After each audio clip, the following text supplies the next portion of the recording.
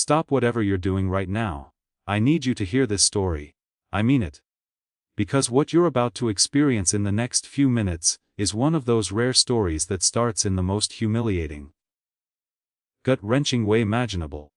A young woman accused of stealing in front of a crowd of strangers, in the loudest, most public way possible, and then turns into something so shocking, so emotionally shattering, that people who have heard it say they didn't see the ending coming, even though it was there all along, hiding in plain sight.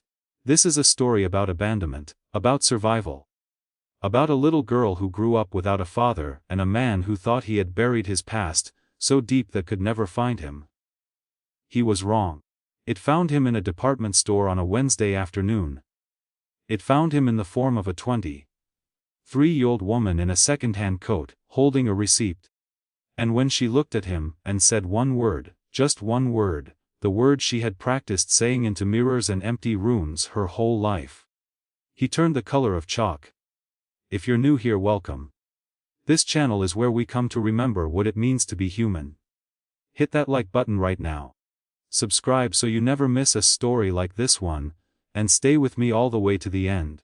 Because the ending of this story will change the way you look at the word family forever. Let's go. Wednesday afternoon. The Hargroves department store on Clearwater Avenue had been a fixture of the city of Delwood for as long as anyone could remember. It was not the most fashionable store in the city. That title belonged to the newer Glass and Steel Mall on the east side, with its escalators and its food court, and its stores that played music at a volume specifically calibrated to prevent you from thinking too clearly about what you were spending. Hargroves was older, quieter, and more permanent. It had the smell of department stores from a certain era. Carpet cleaner and leather goods and the faint sweetness of the perfume counters near the entrance. And its staff tended toward the long-tenured, the kind of employees who knew the store the way you know a house you have lived in for decades, every creak and corner, every light switch and back corridor. It was the kind of store where you expected a certain standard of decorum, where things were done, if not always perfectly, then at least with a veneer of civility that made the transactions of commerce feel less purely transactional, where the managers wore ties, and the security staff were polite, and the unspoken contract with the establishment and its customers was that everyone would behave like adults. That contract was broken on a Wednesday afternoon in November, at approximately 3:45, near the second register by the women's outerwear section.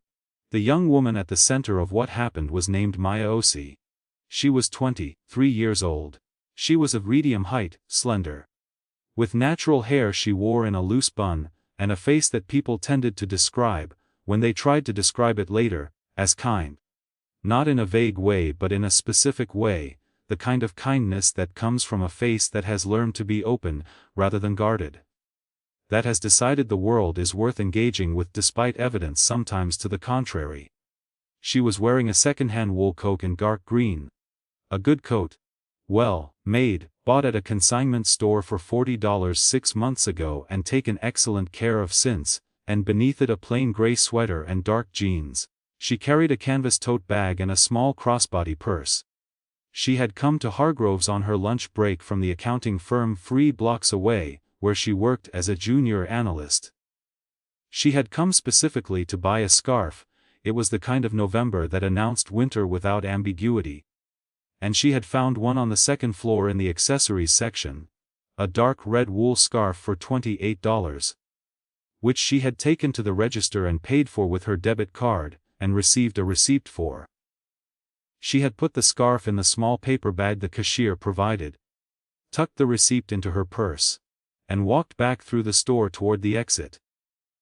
She had not yet reached the exit when she heard the voice. It was a loud voice. Not a voice raised out of panic or emergency, but a voice that had been raised deliberately, projected for maximum reach, the voice of a man who wanted to be heard by as many people as possible. Later, thinking about it, Maya would recognize this as the thing that had been most deliberate about what happened. Not the accusation itself, but the volume of it.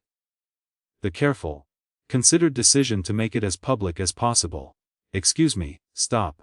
You, the young woman with the green coat, stop right there. She stopped. Because you stop when someone says stop in that voice, in a public place, even if you have done nothing wrong. You stop because the waitress carries with it the assumption of authority, and stopping is the reflexive response to assumed authority. Which is something the man who used the voice knew very well. She turned around. The man who had spoken was perhaps 55. He was tall and broad-shouldered with a square jaw and the kind of salt and pepper hair that is sometimes described as distinguished. He was dressed in a well-fitted suit with no tie, the studied business casual of a man who wants to project both success and approachability, who has spent time thinking about the impression he makes. He was wearing a name badge. It said Kedanajua Star Duatar. He was the man who ran the store. He was looking at her with an expression that managed, in the specific, practiced way of men who have held authority long enough to weaponize it. To combine certainty and contempt without showing the latter too openly. He was looking at her with the expression of a man who has already made a decision, and is now simply announcing it. Beside him were two members of the security staff and a saleswoman who had the expression of someone who had been involuntarily drafted into a situation they did not want, and was already composing their resignation letter in their head. "Mom," the man said, "Kenneth Hargrove, store director. I'm going to need you to come with me." Maya looked at him. "I'm sorry," she said. "Can I ask what this is about?" "It's about the scarf you have in that bag," he said. "The one you didn't pay for." The air in the second floor of Hargrove's department store did a specific thing in that moment. It did the thing air does in public spaces when something has been said that changes the nature of the space, when an accusation has been made out loud, in front of witnesses, in a place where people were simply existing and minding their own business, and suddenly cannot do that anymore. It got very still. The nearby customers had stopped. A woman holding a blouse against herself in front of a rack. A teenager with headphones around her neck. An older couple near the elevator. All of them had stopped, drawn by the sound, and now caused them a specific uncomfortable gravity of a public confrontation. "I paid for the scarf," Maya said. Her voice was steady. She had made her voice steady through the deliberate application of everything she had. "I have the receipt. I paid at the register 3 minutes ago." "Ma'am," Kenneth Hargrove said, "our loss prevention system flagged the transaction. I'm going to ask you to accompany me to the office where we can." "I have the receipt." Mayasi opened her purse. Her hands were entirely steady. She found the receipt, it was right there, where she had put it, dated and time-stamped and itemized, and she held it out to him. Scarf dark red wool. $28, paid by debit card at 2:47 p.m. He looked at the receipt, his face, a small, almost imperceptible thing. The slight flicker of a man who has discovered that the ground under him is different from what he assumed. But he did not step back. He had committed, and men like Kenneth Hargrove did not unceremoniously uncommit in public. They doubled down, they reframed. "I'll need to verify that at the office," he said. "The register logs will confirm." "I would like to verify it right here," Maya said. "Right here, in front of everyone. Because you've made an accusation in front of everyone, and I think that means you should be willing to resolve it in front of everyone." A breath somewhere in the gathered audience. Someone, the older woman near the elevator, made a small sound of agreement that she may not have intended to be audible. Kenneth Hargrove looked at her. The certainty in his expression was still there. But it had developed a fault line, she could see it. She had been watching faces her whole life with the specific attentiveness of someone who grew up in circumstances that required reading people accurately, and she could see the exact place where his confidence had cracked. "This is standard procedure. It applies to me," Maya said. Still steady.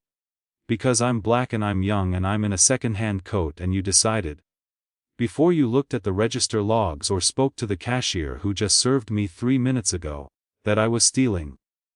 The audience had gone very quiet. Kenneth Hargrove's face had gone a specific color. Maya held the receipt out, flat, between them. "Verify it," she said. "Right here." The saleswoman beside him pulled out a phone and, with the slightly apologetic body language of someone performing an act of minimal courage, called up the register logs. The process took about 45 seconds. 45 seconds in which no one in the vicinity spoke or moved or looked away. The saleswoman found the log. She looked at it. She looked at Kenneth Hargrove. "The transaction is here," she said quietly. 3:40, 2 p.m. Scarf. $28. Card payment. Transaction complete. The silence that followed was the specific silence of a public reckoning. The silence of a crowd that has watched someone be wrongly accused, and is now watching the accuser absorb the consequences of it. And does not quite know what form those consequences should take, but is waiting. Maya put the receipt back in her purse. She looked at Kenneth Hargrove. He opened his mouth. He closed it. He was constructing something, an apology, a reframing, somewhere that preserved a portion of his dignity. And he was doing it slowly, with the laborious effort of a man whose mouth had gotten out ahead of his judgment, and was now trying to catch up. "I owe you," he began. "Dad," she said, one word, said quietly, not loudly, not dramatically, not with tears or performance, just the word, the one word. Said in the same steady voice she had used for everything else, except that it was slightly softer. As if it had traveled further to reach the surface. Kenneth Hargrove turned pale. Not gradually. Not the slow fade of embarrassment or discomfort. White, in the time it takes to draw a breath. The color left his face completely. His mouth, which had been forming the beginning of an apology, stopped moving. His eyes, which had been maintaining the studied authority of a man in control, went wide and then very still. He stared at her. Maya looked at him. She did not look away. She had been waiting for this moment, or a moment like it, for 23 years. She was not going to look away. "Maya," she said. "My name is Maya Osei. My mother is Diane Osei. You knew her, in Delwood, 1999, she paused. "You knew her until she told you she was pregnant, and then you didn't." The second floor of Hargrove's department store had gone so silent you could hear the ventilation system in the ceiling. Every person in that space was motionless. The woman with the blouse, the teenager with the headphones, the older couple, the saleswoman, the security staff. All of them witnesses to something that had started as a public accusation, and had just become something else entirely. Something far larger and far older and far more serious than a $28 scarf. Kenneth Hargrove said nothing. He was incapable in that moment of saying anything. He was a man who had just had the past walk up to him in a department store and say its name. Maya picked up her bag. She straightened her dark green second-hand coat. She looked at him one more time. Long enough for him to know that she had seen him. Completely and clearly. And was not afraid of what she saw. Then she walked to the exit. The doors opened. The November air came in. She walked out into and kept walking, before. To understand what happened in Hargrove's department store, on that Wednesday afternoon, you have to understand what came before it. You have to go back to the beginning of Maya's story, which is also the story of her mother, Diane.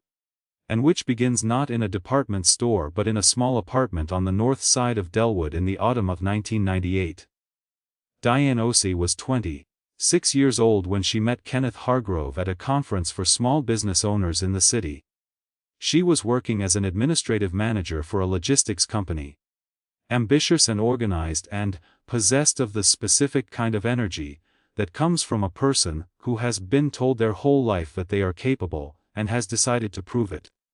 He was 32. Recently installed as the general manager of the Hargrove store he had rented a partial stake in from a family connection, not old money, but established money, money that had been in place long enough to feel like permanence.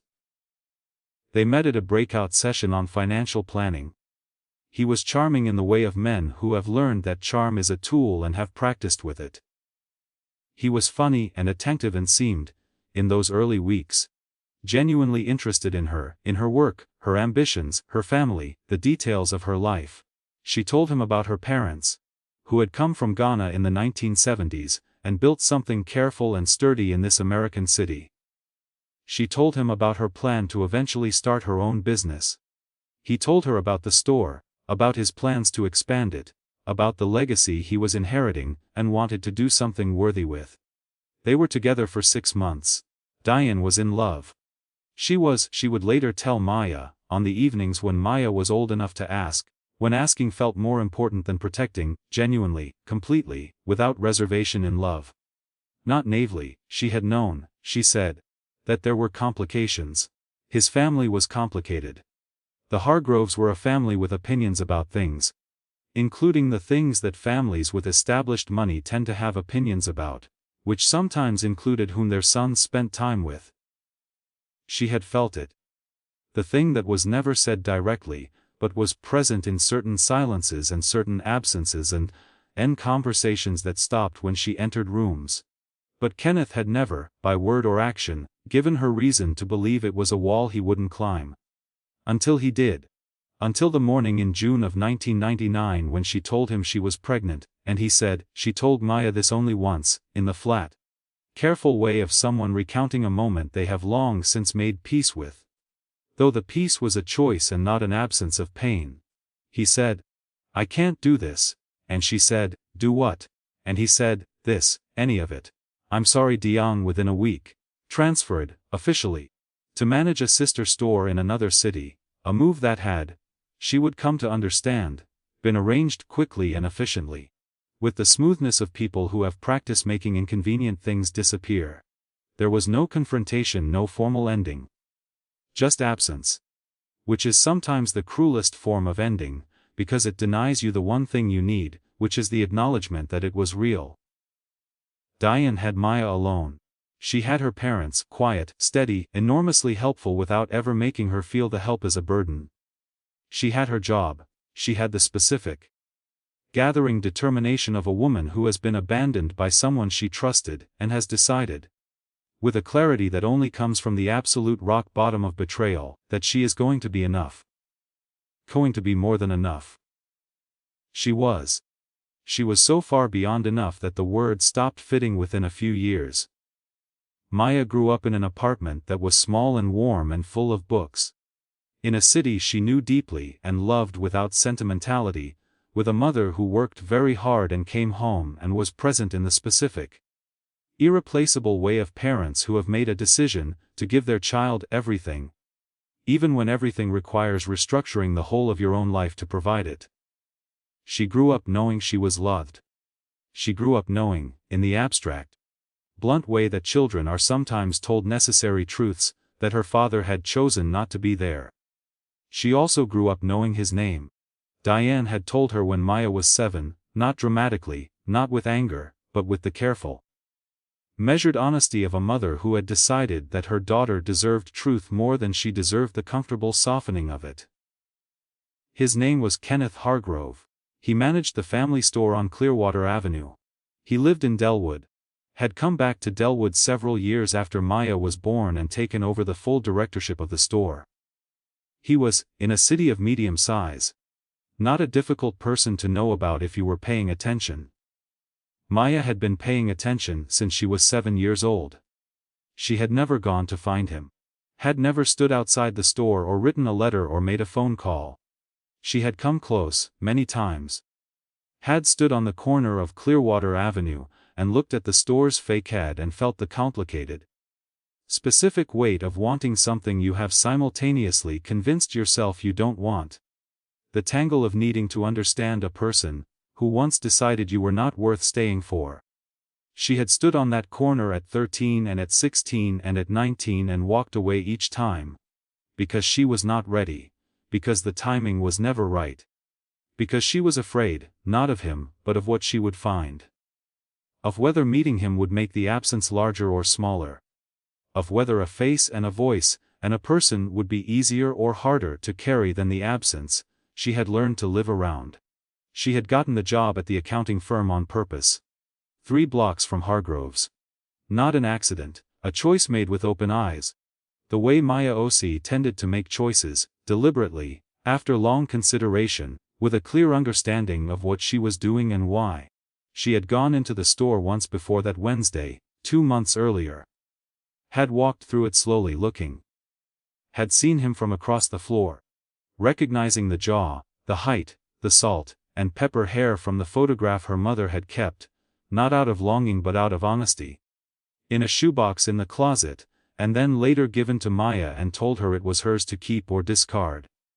She had seen him directing a staff meeting near the elevator, confident and assured in his own domain, and she had felt something she could not name, something that not quite hatred, and not quite longing, and was entirely, precisely grief. She had not been ready that day, she had left, she had not planned Wednesday, or rather, she had planned it in the way that you plan for something, by preparing yourself over years until you discover one ordinary afternoon that you are ready, that the preparation is complete, that the moment has arrived without announcement and you are finally in it. She had not planned to be accused of stealing. That part she had not planned at all. The aftermath, she did not go back to the office. She called her supervisor from the sidewalk and said she was not feeling well, the first fully untrue thing she had said all day. And it felt exactly like what it was, and walked home, which was 40 minutes on foot, which was what she needed. The city did what cities do in November, which was to continue indifferently. The wind was cold and the leaves on the sidewalks were wet, and the people she passed were focused on their own trajectories, and did not look at her. Which suited her precisely. She walked, and she breathed, and she did the inventory that she had learned to do when things happened. The quiet, systematic accounting of her own interior, checking what was there, what had been disturbed, what needed attending. What she found, when she looked honestly, surprised her slightly. She had expected to find wreckage. The humiliation of the accusation, the public scene, the faces of the strangers watching. She had expected those things to be sitting in her chest like shrapnel. And they were there, they were real. They had done damage she was going to feel tomorrow and probably the day after. But underneath them, pressing up through them, was something she had not anticipated: relief. The specific, clean, almost physical relief of a thing that has been undone. Of a door that has been opened after years of standing closed. Of a secret that has been carried a very long time finally being set down. She had said it. She had said the word. Dad. She had not said it the way she had imagined, in the quieter, more considered version of this meeting she had rehearsed in her head over the years. A deliberate visit. A controlled space. Words chosen carefully and delivered with something like composure. She had said it in the second floor of a department store, in front of a crowd of strangers, after being publicly accused of theft. Which was not the version she had envisioned. And yet it had happened. It had been real. It had landed. She thought about his face. The white of it. The absolute, specific pallor of a man who has had the past step out of a crowd and say its name. She had looked at him in that moment the way she had always told herself she would look at him when the time came, clearly, without looking away. Without allowing what was in her to be anything less than fully present. She had looked at him and he had looked at her, and something that had been suspended between them for 23 years had fallen, finally, to the ground. She called her mother from the corner of her block. Diane answered on the second ring, which was her habit. She had a way of answering the phone that communicated, in the single syllable of hello, both warmth and readiness, the quality of someone who has learned that phone calls can contain anything and has decided to be prepared. Maya said. A pause. Brief but specific. Are you okay? I'm okay. Another pause. Was it on purpose? Not entirely. Maya looked up at the gray November sky. He accused me of stealing. In the store. In front of people. He what? He accused me of shoplifting. He had me stop in the aisle. He said I hadn't paid for the scarf. Maya. I had the receipt, Mama. I showed him the receipt. The transaction was in the register log. He was wrong. A silence. And in the silence Maya could feel her mother's anger, which was a very specific kind of anger, not loud, not theatrical, but dense, pressurized. The anger of a woman who has a long and carefully maintained account of the injustices done to her daughter, and has just had a new entry made to it. What happened? Diane said. Her voice was very controlled. I told him who I was. The silence that followed was different from the previous ones. I told him my name, Maya said, and yours, and that he knew you in 1999. And then I left. Diane was quiet for so long that Maya checked the phone to see if the call had dropped. It had. Mama, she said. I'm here, Diane said. Her voice had changed. The controlled anger was still there, but something had opened beneath it, something softer and more complicated and older than anger. How did he look? Maya thought about the pallor. The frozen mouth, the eyes. Scared, she said. He looked scared. Diane let out a long breath. Are you coming home? I'm almost there. I'll make tea. She made tea. Maya came in and they sat at the kitchen table the way they had always sat at the kitchen table, close, facing each other, with the specific physical ease of a mother and daughter who have spent 23 years each other's primary witness. The apartment was warm. The tea was the kind her mother made when things were serious, not the casual chamomile of ordinary evenings but the spiced kind, with ginger and cardamom, that Diane's own mother had made, and that had therefore become, in their household, the tea of important moments. They talked for a long time. They talked about what had happened, and how it had felt, and what came next, which was the part neither of them had a clear answer to. They talked about the word Maya had said, Dad, in a department store, in front of strangers. And Diane looked at her daughter, and said something she had perhaps been preparing for years, and perhaps had found only in this moment. I want you to know that whatever happens next, whatever he does or doesn't do, whatever he was or wasn't, that word belongs to you. You have always had the right to say it. You have always had a father, even if he wasn't there. Even it deserved to know him, or to choose not to know him, on your own terms in your own time. Maya looked at her mother. What do you want? She said. Diane looked back at her. I want what I've always wanted, she said. I want you to have everything, and I want you to be okay. I'm okay, Maya said. I know, Diane said. You've always been okay. You came out that way. She put her hand over Maya's on the table. Tell me what you want. Maya looked at the tea. She looked at her mother's hand over hers. She thought about a small girl standing on the corner of Clearwater Avenue, looking at a building, and deciding she wasn't ready. She thought about 23 years of carrying an absence like a shape cut out of ordinary air, present in its very absence, felt in its very not being there. She thought about what she had seen in his face when she said the word. Not just the fear. Underneath the fear, in the second before he went still, something else. Something that looked, if she was honest, like recognition. Like a person seeing a face they had spent years not looking for and discovering, in the moment of seeing it, that they had known it was coming. I want him to explain himself, she said. Not for you. For me. I want to sit across from him and hear him explain why he decided I was not worth staying for. That's a reasonable thing to want. Her mother said. I know, Maya said. I've always known that. Kenneth Hargrove sat in his office on the third floor of the store after Maya left, and did not move for a long time. The office was large and well appointed in the way of offices belonging to men who have been given authority without fully earning it and have compensated by furnishing the evidence of their importance. The mahogany desk, the framed photographs with civic leaders and local dignitaries, the view of Clearwater Avenue through the large window. He sat behind the desk and looked at the window and did not see the street. He was thinking about Diane. He had not thought about Diane deliberately, completely, with her face and her voice present in his mind, in a very long time. He had not allowed himself to. He had understood, from the moment he made his decision in June of 1999, that it was the kind of decision that could only be maintained through consistent non-examination. That looking at it closely would lead to looking at himself closely, which was something he had spent 24 years specifically avoiding.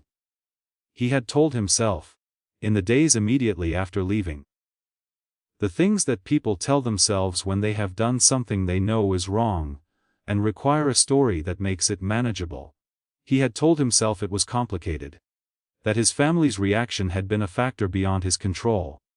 That Diane was strong, she was so clearly, obviously strong, and would be fine. That the city was not small, that their paths would not need to cross. That the cleanness of the exit was a mercy rather than a cowardice. He had told himself all of this, and he had largely believed it. Because human beings are extraordinarily capable of believing what they need to believe in order to continue functioning.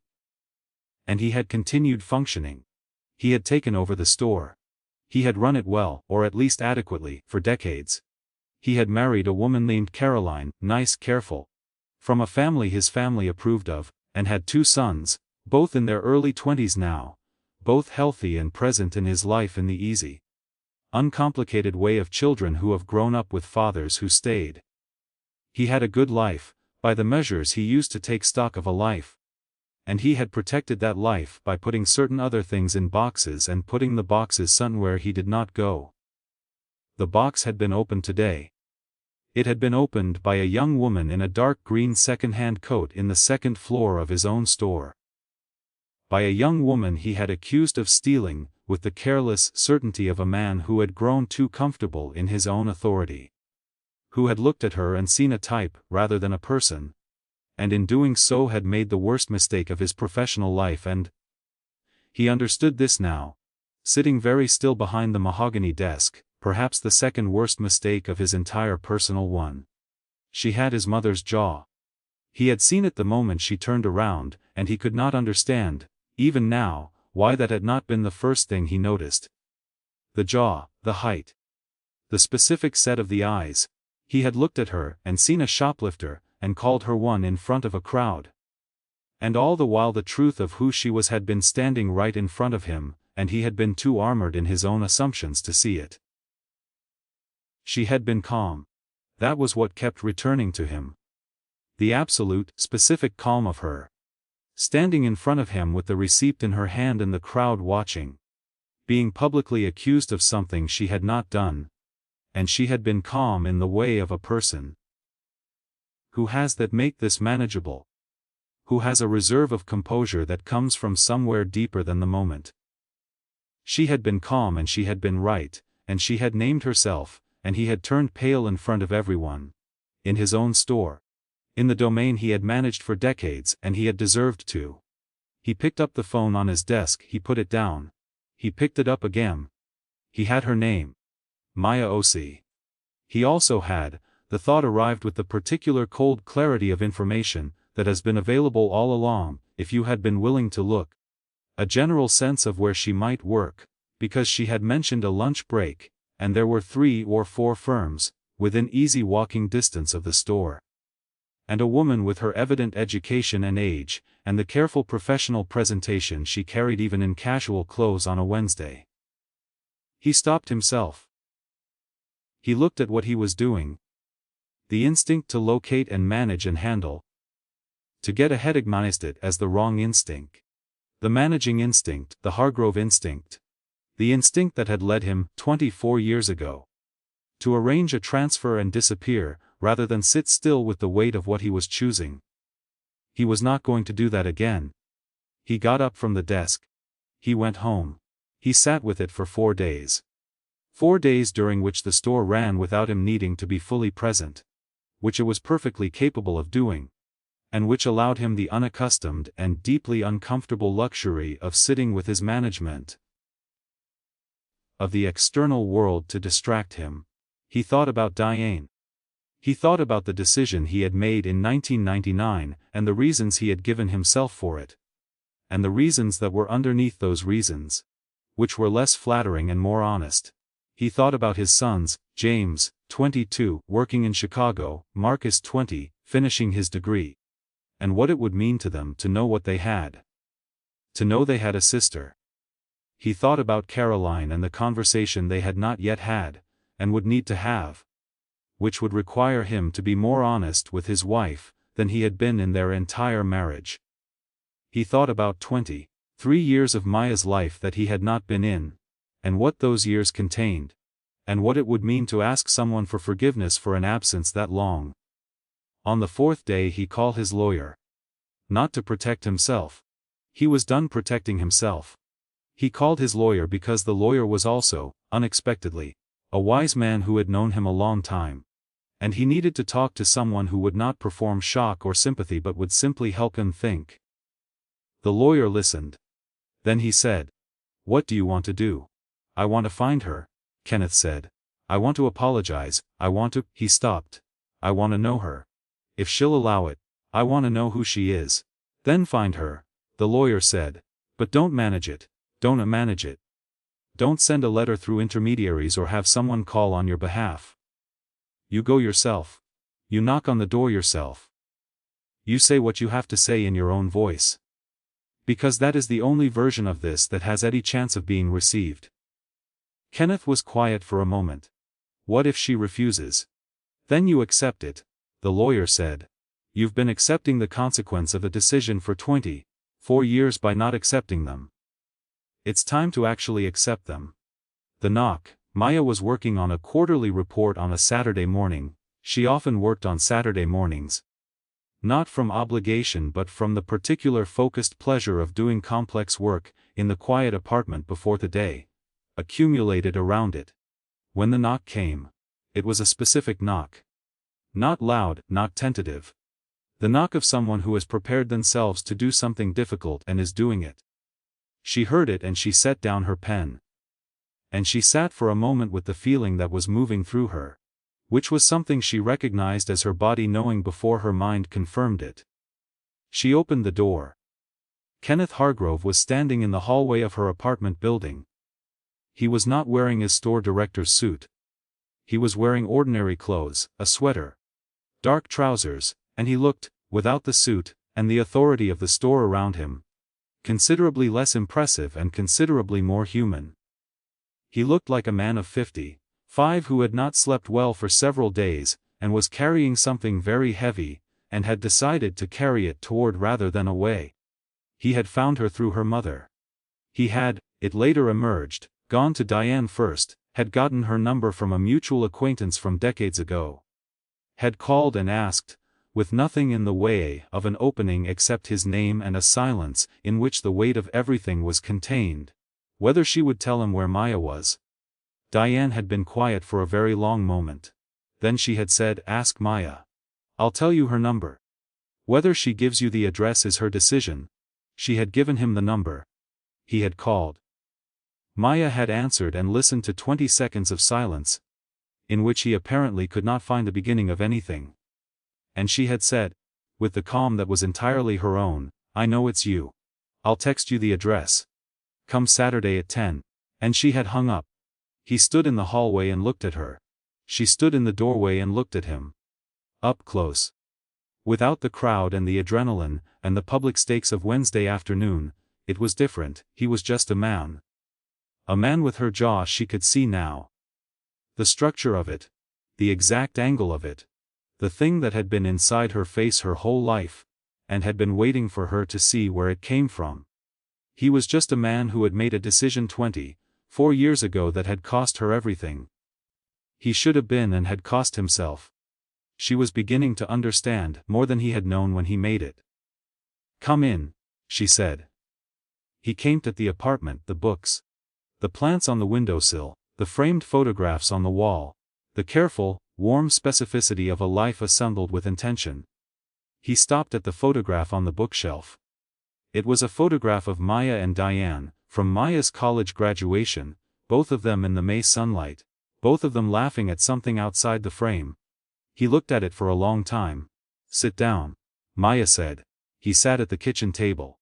She made coffee because her hands needed something to do and, because hospitality was, in certain families, the language of emotional situations. Not to deflect them but to acknowledge that whatever was about to happen was important enough to attend to properly. She put the coffee on the table between them. She sat across from him. She looked at him. He looked at her. "I don't know where to begin," he said. "The beginning," she said. "Why you left." He was quiet for a moment. He was arranging something, not managing it. She could tell the difference. This was not the management of narrative, but the honest effort to find the beginning of a true account. "I was a coward," he said. "That's the word. I've used other words for 24 years and they were all softer and they were all less true. I was a coward. My family." He stopped. "My family made it clear that the relationship was something they would not support. They used language I am not going to repeat because I'm ashamed of it. And I didn't stand up to them. I had the ability to stand up to them and I chose not to, because I was afraid of losing what they were offering. Which was the store, which was the money, which was the version of my future, that I had been told my whole life was the correct one. He looked at his hands. I told myself Diane would be fine, he said. She was strong, she had her family. I told myself those things and I believed them because I needed to. Not because they were sufficient, they were not sufficient. I knew that even then. He stopped again. I chose the easier thing. I chose the less courageous thing. And I have spent 24 years not looking at that choice, because looking at it required looking at what it cost. Maya was quiet. She was listening with the total attention of a person who has waited a long time for something, and intends to hear every word of it. I didn't know your name, he said. Until Wednesday. I had decided, after I left, not to know. Because knowing would make it real in a way that I could not manage. And so I chose not to know. I know. Maya said. He looked at her. You're not surprised by any of this, he said. Are you? No, she said. I've had 23 years to work out what probably happened. I've had 23 years to understand you, in the only way you can understand someone who isn't there. By thinking about them, by looking at the evidence, by putting together a picture from the pieces. I don't agree with the choices you made.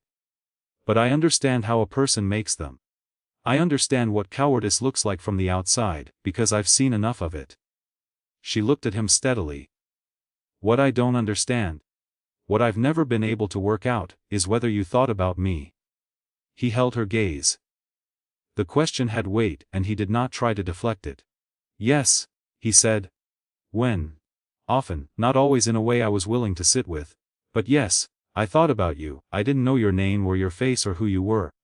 But I thought about the fact of you. The reality that you existed. That somewhere in this city, a person was growing up because I had been part of bringing them into the world, and I was not there. He looked down. I'm sorry. I know that's not enough. I know that I thought about you is not the same as being there. I know those are not equivalent. No, Maya said. They're not. I know. They sat with that for a moment. The coffee was going cold between them. The apartment was quiet in the Saturday morning way. I'm not here to perform forgiveness, Maya said. I want to be clear about that. I'm not going to sit across from you and cry and say it's okay, because it's not okay. You being gone was not okay. It shaped things. It shaped me, and it shaped my mother. And it shaped the 23 years of our lives in ways that were not fair, and were not right and are not something I can feel by sitting in a room with you. I know, he said. But I'm also not here to perform anger, she said. I spent a long time angry. I don't want to spend my life angry. She stopped. She looked at him. At the jaw she had always had and now understood. At the eyes that were very close to her own eyes. Close enough that she had to make a small internal adjustment to look at them directly. I want to know who you are, she said. I want to know who I came from. Not to replace anything or to pretend the absence didn't happen, but because I am a person who deserves to know where she comes from. And you are a person who, whatever else is true about you, owes me that. He looked at her for a long moment. Yes, he said. I owe you that. Then tell me, she said. Tell me something true. He told her. He talked for a long time, about his childhood, about his family. About the weight of the expectations that had shaped him. And the places where he had failed to push back against them. He talked about the store and what it meant to him. And the complicated pride and shame of running something had been built by people before him. He talked about his sons and the life he had built and the ways in which the things he had not examined had quietly shaped that life in ways he was only now beginning to understand. And as he talked, Maya listened, and she began the very slow, very careful, entirely voluntary work of constructing a picture of a human being out of the raw material of his honesty. It was not a comfortable process. It was not a warm one. Not yet. It was just a beginning. But beginning, as Maya Osei knew very well from everything her lifer, was the hardest part. Diane. 3 weeks after the Saturday in Maya's apartment, Diane Osei agreed to meet Kenneth Hargrove for coffee. Maya had not arranged it. She had mentioned it to her mother carefully, obliquely, and Diane had been quiet and then said, "I'll think about it." She had thought about it for 10 days. Then she had called Maya and said, "Tell him to meet me at the place on Colton Street." Tuesday morning. Diane was 50 years old. She had, in the 24 years since Kenneth Hargrove had packed a bag and transferred to another city, built a life that was by every measure extraordinary. The business she had told him about in those early weeks, the one she had been planning, the one she had wanted, she had built. It had taken 10 more years after he left, 10 years of administrative work and evening classes, and saving every dollar that was not required for Maya and rent, but she had built it, a logistics consultancy, small but highly regarded, serving businesses in the region that needed someone with her particular combination of org intelligence and human insight. She had 4 employees. She had clients who had been with her for 15 years. She had, in the most complete and satisfying sense of the word, made something. She had also, over those years, become someone with a very clear understanding of her own value, which is different from wealth or status, and considerably more durable. She knew who she was. She knew what she had done and what it had cost and what it was worth. She was not, walking into the coffee shop on Colton Street on a Tuesday morning, a woman who needed anything from Kenneth Hargrove. She was, she had decided, a woman who was choosing to sit across from him, because her daughter had sat across from him, and had begun something. And she was going to bear witness to that beginning. And she was going to say what she needed to say. And then she was going to leave and go back to her life, which was full and good and needed nothing he had to offer. He was there when she arrived. He stood up when she came in. She looked at him. The 24 years visible on both of them, the way they always are, in the face and the posture and the eyes, and she sat down without ceremony. "You look well," he said. "I know," she said, not unkindly, just factually. The factual confidence of a woman who has stopped requiring other people to confirm her worth. He was quiet for a moment. "Diane," he said. And the way he said her name, with something in it that was old and specific, and had nothing performative about it. The way you say the name of someone you hurt, when you are finally admitting you hurt them. Told her what she had always known. Which was that the leaving had not been painless for him either. That it had cost him something. Even if he had not been willing to let that cost be visible. "Don't," she said. "Whatever you're about to say that starts with my name like that, don't, we're not here for that." He closed his mouth. "We're here because my daughter has decided she wants to know you," she said. "And I am here because what matters to Maya matters to me. And I want to be honest with you about what I expect." She folded her hands on the table. "I expect you to show up. I expect you to do what you failed to do the first time, which is to stay. I expect you to understand that she is not obligated to forgive you, and not obligated to love you, and not obligated to make this easy for you. I expect you to earn whatever relationship you have with her, every day, without any assumption that past mistakes create present entitlements." She looked at him. "And I want you to understand something else." He waited. "She is extraordinary," Diane said. "Not because of anything you gave her, because you gave her nothing. She is extraordinary, because of everything she built from what was available. Which was her own mind and her own will and 23 years of refusing to be diminished by an absence she didn't deserve. She is the best person I have ever known." She paused. "I want you to know that. Because you're going to spend time with her, and you're going to be impressed by her. And I want you to be clear about where that comes from. It does not come from you. It comes from her." Kenneth Hargrove sat very still. He looked at Diane with the expression of a man who is hearing a true thing and knows it. And who is allowing it to land rather than deflecting it. "You're right," he said. "I know I am," she said. "I'm sorry, Diane." She looked at him. The words sat between them carrying the weight of 24 years. She let them sit there for a moment. She looked at them honestly, without either dismissing them, or granting them more than they were worth. Which was what she did with all things. Then she said, "That matters to me somewhat less than you might expect. What matters to me is what you do next, and what you do next is not about me. It's about her. She stood up. Don't be late, she said. She hates when people are late. And she will notice if you're going through the motions. She has always been able to tell the difference. She left.